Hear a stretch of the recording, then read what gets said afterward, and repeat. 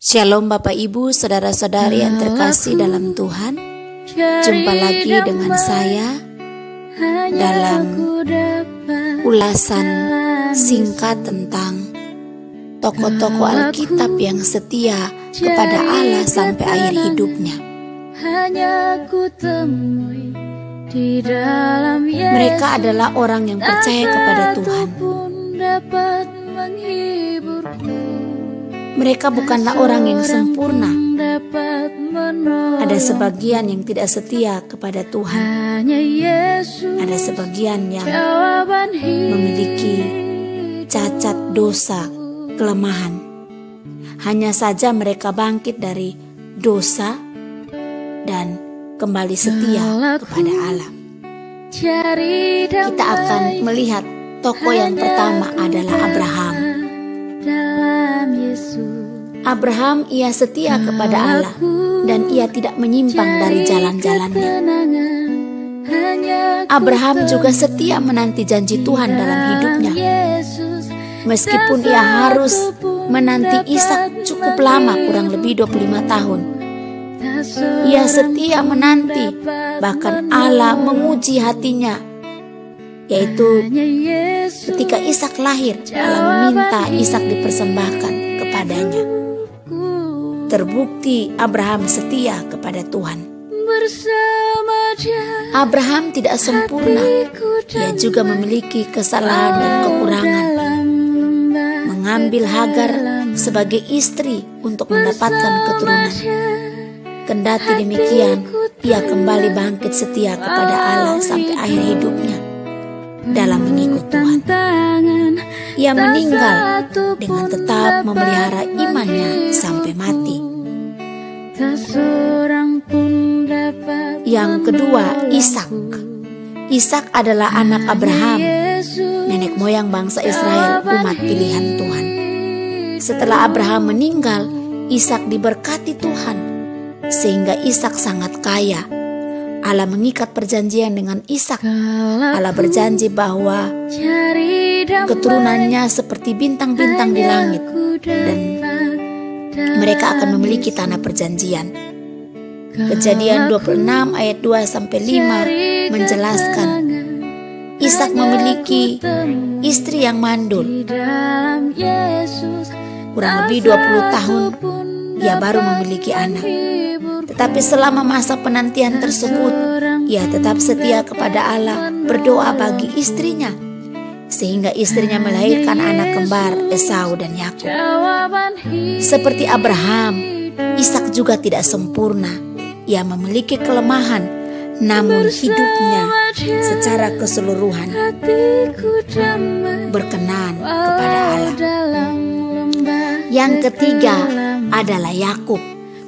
Yakub adalah cucu Abraham, anak Ishak. Dalam kandungan ibunya, Yakub terpilih menjadi pewaris dari janji Tuhan kepada Abraham. Seperti Abraham dan Ishak, Allah juga mengikat perjanjian dengan Yakub. Namun Yakub harus tinggal di tempat asal ibunya 14 tahun, sebab Esau kakaknya ingin membunuhnya. Yakub harus kehilangan Yusuf, anak kesayangannya, kurang lebih 13 tahun, karena ia dijual oleh saudara-saudaranya di Mesir. Dalam penderitaannya, Yakub tetap setia kepada Allah. Kemudian Yakub dan anak-anaknya pindah ke Mesir karena ada kelaparan di Kanaan pada waktu itu. Sementara Yusuf, putranya, sudah jadi penguasa di Mesir. Yakub meninggal di Mesir. Sebelum meninggal, ia memberkati anak-anaknya, 12 anak laki-laki yang menjadi bapak leluhur bangsa Israel, umat pilihan Allah. Hal ini menunjukkan iman dan kesetiaan Yakub kepada Allah hingga akhir hidupnya. Yang keempat adalah Yusuf. Yusuf adalah anak kesayangan Yakub. Ia lahir di masa tua dari istri yang amat Yakub cintai, yaitu Rahel.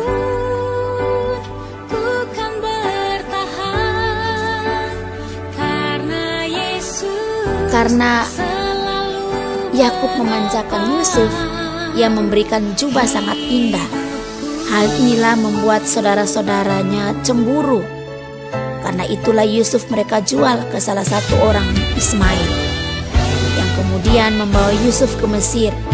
Yusuf dijual ke pegawai istana Raja Firaun, yaitu Potifar. Kemudian Yusuf menjadi kepercayaan Potifar. Namun istri Potifar sangat tertarik kepada Yusuf dan berkali-kali menggoda Yusuf agar mau tidur dengannya. Tetapi Yusuf tidak mau mengikuti ajakan istri Potifar itu karena ia takut akan Tuhan. Kejadian 39 ayat 1-23 menjelaskan, lalu Yusuf difitnah oleh istri Potifar dengan berkata Yusuf ingin memperkosanya. Lalu karena itu Yusuf dimasukkan ke dalam penjara. Tetapi dalam menghadapi semuanya ini, Yusuf tetap setia kepada Tuhan. Ia tidak menyalahkan Tuhan atas masalah yang dihadapinya. Oleh campur tangan Tuhan, ia keluar dari penjara dan diangkat menjadi orang nomor 2 di Mesir dari masa Firaun pada waktu itu. Namun ia tidak menjadi sombong dan melupakan Tuhan. Ia tetap setia kepada Tuhan. Sebelum Yusuf meninggal di Mesir, ia berpesan kepada saudara-saudaranya untuk membawa tulang-tulangnya ke tanah perjanjian. Ini menunjukkan iman dan kesetiaan Yusuf kepada Allah. Lalu yang berikutnya adalah Musa. Musa adalah pemimpin bangsa Israel yang paling berpengaruh. Musa memimpin kurang lebih 2 juta umat Israel keluar dari Mesir menuju Kanaan, mengembara di padang gurun selama 40 tahun. Namun ia tidak diizinkan masuk ke tanah perjanjian. Ia hanya mengantar bangsa Israel sampai perbatasan tanah Kanaan. Tuhan hanya memperbolehkan Musa melihat tanah perjanjian dari atas gunung Nebo. Musa memohon kepada Tuhan untuk bisa memasuki tanah Kanaan. Tapi karena kesalahan yang ia buat, ia tidak taat kepada Allah, di mana Allah memerintahnya untuk memberi minum bangsa Israel dengan berkata kepada bukit batu agar airnya keluar. Musa malah memukulnya 2 kali sambil marah. Hal ini dapat kita lihat dalam Bilangan 20 ayat 1 sampai ayat yang ke-13. Kesalahan Musa sebenarnya tergolong kecil dibanding jasa-jasanya dalam memimpin bangsa Israel dari padang gurun sampai ke Kanaan. Namun Tuhan menginginkan ketaatan mutlak dari hambanya. Ketaatan seorang pemimpin rohani dituntut lebih besar dari ketaatan orang biasa.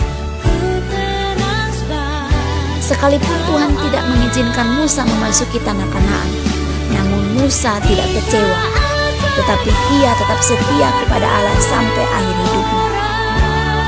Berkat-berkat yang Musa berikan kepada 12 suku Israel menjadi penutup daripada kisah hidup Musa. Yang berikutnya adalah Yosua. Yosua adalah pemimpin Israel sesudah Musa. Yosua adalah orang yang mengabdi pada Musa. Yosua lah yang membawa bangsa Israel dari padang gurun memasuki tanah Kanaan atau tanah perjanjian. Dan ia berperang dengan bangsa-bangsa asli atau penduduk asli tanah Kanaan tersebut. Lalu Yosua lah yang membagikan tanah-tanah ke 12 suku Israel. Yosua menjadi pemimpin Israel sampai mati. Dan sepanjang hidupnya Yosua setia kepada Allah. Di akhir hidupnya Yosua menantang bangsa Israel untuk tetap menyembah kepada Allah atau beribadah kepada ilah-ilah lain atau dewa-dewa dari bangsa-bangsa lain. Ia dan keluarganya tetap setia kepada Allah dengan beribadah kepada Allah. Orang-orang Israel menjawab bahwa mereka akan beribadah kepada Allah. Namun sayang, setelah Yosua, bangsa Israel murtad dan menyembah berhala. Yosua pasal 24. Kemudian bangsa Israel menyembah berhala. Lalu mereka ditindas oleh bangsa-bangsa di sekitar mereka. Mereka berseru-seru kepada Allah, lalu Allah membangkitkan para hakim-hakim. Hakim yang terakhir adalah Samuel. Hakim adalah seorang yang memimpin di Israel sebelum munculnya jabatan raja. Samuel juga adalah salah satu nabi terbesar di Israel. Ketika ia sudah tua, ia mengangkat anak-anaknya menjadi hakim Israel untuk menggantikan dia. Namun anak-anaknya tidak hidup benar seperti Samuel. Karena itu orang Israel menuntut adanya seorang raja bagi mereka. Hal itu disampaikan Samuel kepada Tuhan. Dan walaupun Tuhan tidak menghendaki, Tuhan akhirnya mengabulkan bangsa Israel. 1 Samuel 8 ayat 1-22 menjelaskan, maka dipilih Saul menjadi raja di antara orang Israel.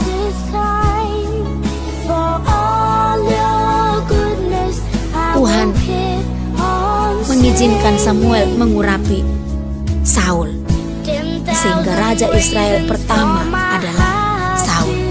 Namun Saul raja yang tidak taat kepada Tuhan. Karena itu Tuhan menolaknya sebagai raja. Lalu Tuhan memerintahkan Samuel untuk mengurapi Daud sebagai raja Israel untuk menggantikan Saul. Jadi Samuel sangat berperan dalam melantik Saul raja pertama Israel dan Daud raja terbesar Israel. Samuel tetap setia kepada Tuhan sampai masa tuanya, bahkan hingga matinya, sekalipun anak-anaknya tidak hidup benar. Lalu kemudian berikutnya adalah Daud. Daud adalah raja yang menggantikan Saul. Daud adalah raja terbesar di Israel. Dia adalah pribadi yang berkenan kepada Allah. Dia membawa bangsa Israel, memimpin bangsa Israel, menuntun bangsa Israel, sehingga bangsa Israel bisa hidup mengikut Tuhan. Namun Daud pun memiliki kekurangan dan dosa. Dia membunuh Uria, lalu mengambil istrinya, berzina dengan istrinya.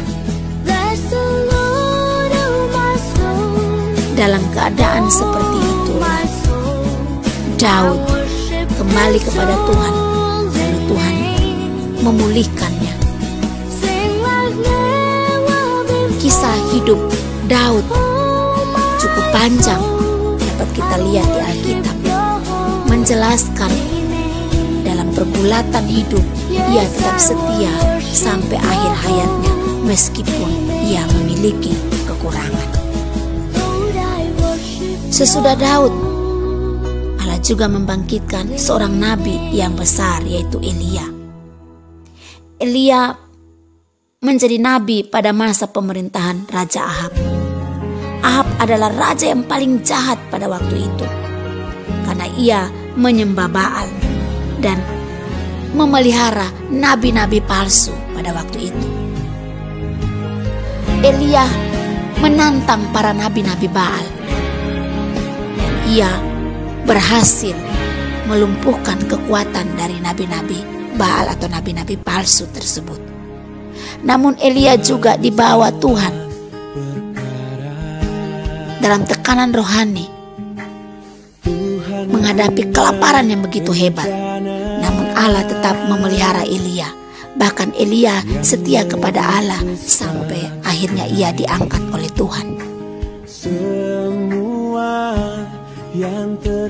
Lalu tokoh berikutnya yang dapat kita lihat adalah Ayub. Ayub adalah seorang yang saleh dan hidup benar di hadapan Allah. Ia kaya raya, Tapi Allah izinkan iblis mencobai Ayub sangat berat. Kematian anak-anaknya secara mendadak, penyakit kulit yang dideritanya, harta kekayaannya lenyap seketika. Sahabat-sahabat yang datang menghiburnya, mereka mempersalahkan Ayub. Ayub menderita karena dosa-dosanya, namun Ayub tidak mempersalahkan Tuhan. Dan dalam semuanya, istrinya pun meninggalkan Ayub. Dalam semuanya itu, Ayub tetap setia sampai akhirnya Tuhan memulihkan keadaan Ayub. Imannya Ayub tetap kokoh. Ia setia sampai akhir hidupnya. Ayub mempunyai 7 anak lagi, dan anak-anaknya adalah anak-anak paling cantik di negeri timur. Ayub Tuhan berkati luar biasa. Ia menjadi orang terkaya di zamannya di negeri timur. Ayub setia kepada Allah. Ia hidup saleh takut akan Tuhan sampai akhir hidupnya. Demikianlah Bapak Ibu saudara-saudari beberapa tokoh di Alkitab yang dapat kita pelajari dan kita renungkan dalam mengiring Tuhan. Doa saya, kita tetap setia sampai akhir hidup kita. Meskipun mungkin kita punya kelemahan, kekurangan, tapi percayalah Tuhan akan memulihkan, menolong kita untuk tetap setia beriman kepada Tuhan.